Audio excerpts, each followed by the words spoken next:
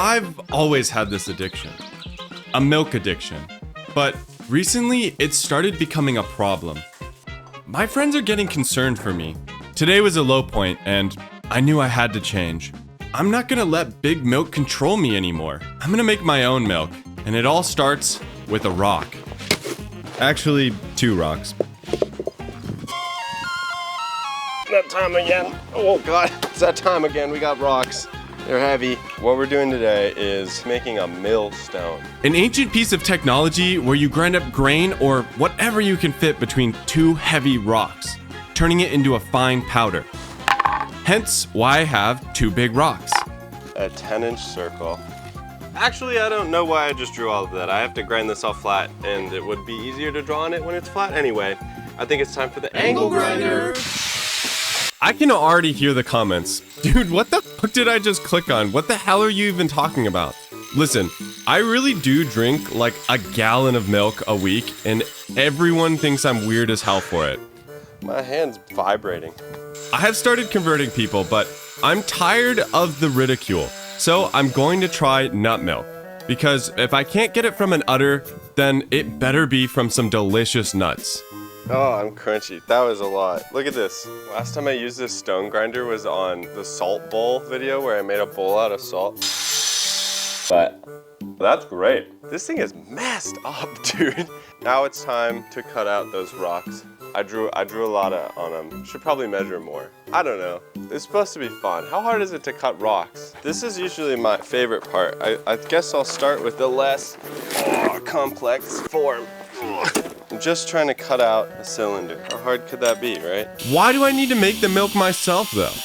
Well, I also happen to be getting a little thick. I figure if I have to obtain the milk in the most convoluted way possible, then I probably won't drink as much of it, and maybe I can shave a few calories out of my diet.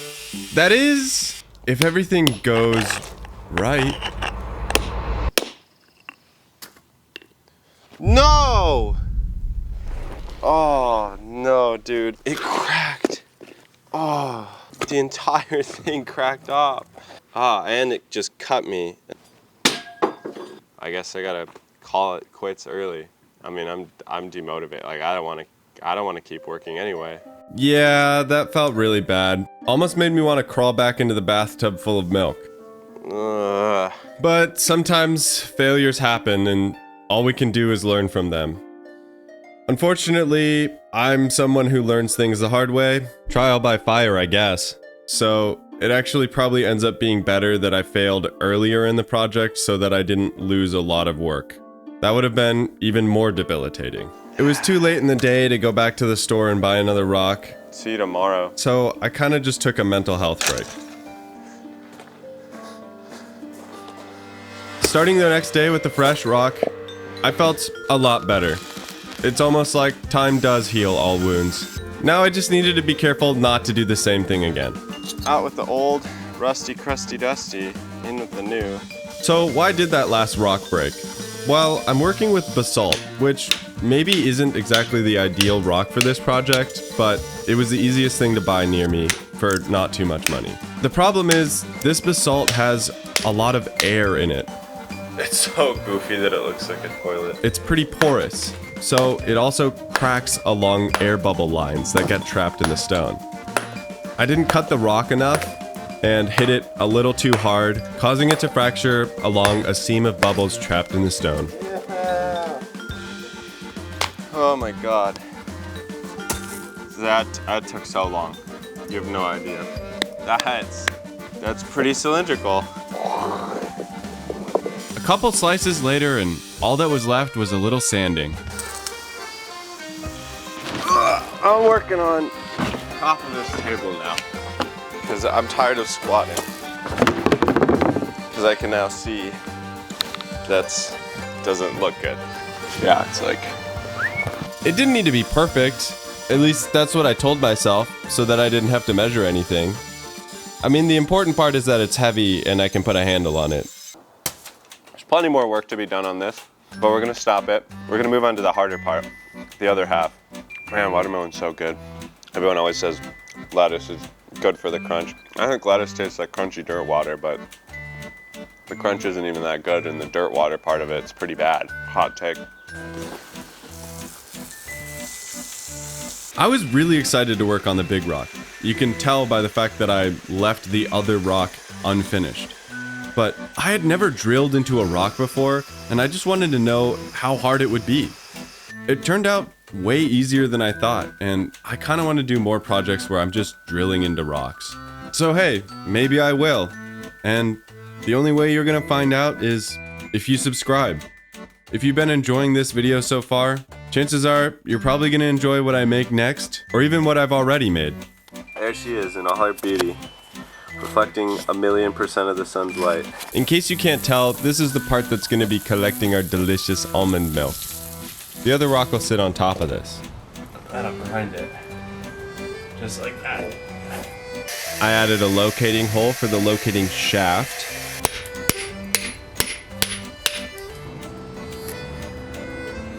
Then it was time to cut the actual grinding bits into it. I cut into the top stone and the bottom stone so that when these grooves go past each other, they act like scissors, cutting into whatever I put in there, turning it into a powder. It looks like something will happen. I can tell that much. Next, I tried putting a handle on it. Big emphasis on tried here. I wanted to do something fancy, like cut a dovetail joint into it, but... How do I get that out? Yeah, not planning ahead really doesn't work out sometimes. I don't know how to get that out. I can't cut a square in there. Instead of doing it right, I pressed ahead and decided if I couldn't cut the stone, I would cut the wood to make it fit. But it's almost like I didn't learn from what happened earlier. The rocks are exploding everywhere, dude. It's breaking everything. This is so bad. Okay, well, that's not gonna hold at all. This basalt, man, it's driving me crazy. My natural instinct is to keep doing the same thing and move on and just be like, oh, okay, like it'll just work this next time. But I'm gonna take a moment. It's reaching the end of the day. I think I'm gonna stop working on this. I'm gonna come back to it another way. Maybe I'll have a better solution. I'm proud of myself for taking a break, but the issue was I didn't really understand the problem. I thought that if I just cut the hole properly, then it would have enough support to keep everything in place and none of the rocks would break. I put a sexy angle on it, so it should now sexily go in there. So I spent an entire day doing that. Okay, I wonder if I can just put a wedge in it now. But the result was the same. And I was left just as frustrated. That's just completely f***ed, bro. This rock is killing me. I can't wedge against this. There's no way I can use force. It just doesn't, it just look at this, look at this, look at this, look at this. This was what I was afraid of. I got really deep into the project. Ah! And then I had a major failure. And it was really hard to deal with. So fucking stupid, dude. I couldn't think straight. How am I supposed to get this to stay in here? And I didn't have any more time to take a break and figure it out. God, dude. I just had to keep pushing ahead. Why? Why? Which meant that the likelihood I was gonna mess up again was just getting higher. So I did something dramatic. Okay. Okay. Okay. You know, we're gonna start over. I'm just gonna cut the top off. Whether or not it was the right move, I would be lying if I said it wasn't a bit cathartic to just swing the hammer as hard as I could at this rock after it pissed me off so much. Alright, the top is flat. I'm hesitant to cut a thing in again because, I mean, I see so many inclusions that are creating these layered patterns that I think it's just gonna split again. I think like the best thing to do maybe would be to drill a hole in the side. We'll give it support all around. I do also need a hole going through the top that goes all the way through to the bottom. I'm gonna do that because I at least know how to drill a hole. And that seems to be the only thing that isn't going wrong and being difficult today. After hitting pause instead of record, I didn't get video of me putting a hole in the side of the stone, but I did record me putting a hole through the entire top to bottom of the stone. This is where you put the grain in so that it's fed into the grinding part. With all of that done, Now, it should just be as simple as putting the handle into the side of the rock. Oh yeah. Hoping it won't break this time. I think that's in. Yeah, like there's no... Whoa! I can't get that out. That's it, that's in there now. I finally got it to work. I was a little bit more concerned about the fact that I got it stuck in there, but trust me, I was so happy that I was not gonna have to deal with this handle anymore.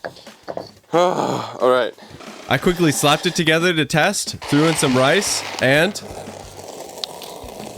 Oh, that's so awesome. Wow, it's doing it.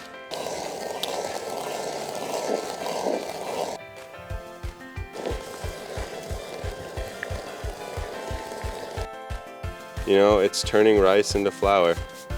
Slowly but slowly. After that, it's successful. I just wanted to polish it a little bit to make it look nicer, and it was time to make almond milk with it. I can't believe it actually was working. It's nothing crazy, but still. After having so much failure over the simplest of things, it was just incredible how simple it was and how satisfying it was. Now to see if it was that easy with almonds. Put it on. We have the setup now. It's obviously super cleanly, very professional. I have a bowl of almonds that's been soaking in water overnight. These almonds are pretty big. I don't know if I should pre-crush them before I put them in here, but I'm just gonna run it, pretending that this thing is a blender, see how well it works. Maybe a little liquid? Uh-oh. Kind of what I was expecting. Seems like they do definitely need some sort of pre-grind. If I just put them here. All right, let's try this. Oh, I feel it squishing. I don't know if it's grinding. Yeah, it's hard because they're wet, so it's kind of gooing it up. Just add a bunch of almonds. Back to smashing.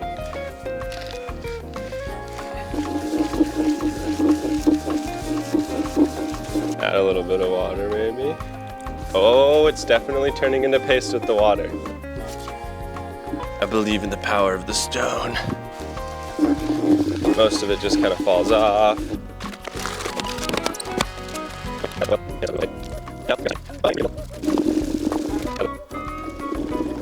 want to pick it up. There we go. Mmm, delicious. Water through this, maybe? Kind of grind that. Oh yeah, look at that. Just take this towel and we gotta squeeze. Look at that. It's soaked with milk. Oh, it's really just like squeezing an udder. You know when you twist the udder to get the milk out? Not finely ground, but it's definitely mealy. I don't know if I want to eat any of that. Yeah, I'll eat some of it. Yeah, it just tastes like soft almonds. Nothing crazy about that. Here's a real test though. Here we are, stone and milk. Finally, the end of this treacherous journey. Let's see how it tastes. It tastes pretty good. I mean, it just tastes like almonds, honestly. It's like, it's not too thick or creamy. It's also not watery. You know what? Let me do a side by side. That's really good. This almond milk isn't cold, which definitely makes it taste different. And I also use roasted almonds, which has like a very different flavor profile. But honestly, this still has the same amount of flavor. It's just a different flavor, and it's actually not bad. It's pretty good. It's actually really like surprising. How do you describe that? It tastes like almonds, obviously, that you're eating, but like softer and maybe like a little bit more fiery. Like, is it sweet? It's like slightly bitter. I don't know, but hey, that is successfully almond milk. That's pretty crazy. I did it with a rock. Thanks for watching another video. I hope you enjoyed that. Making almond milk with a stone, the medieval way. I would call that a success. I could have spent more time, definitely, and refine the method, but for a first attempt, this is undoubtedly almond milk. I'll see you again in the next video.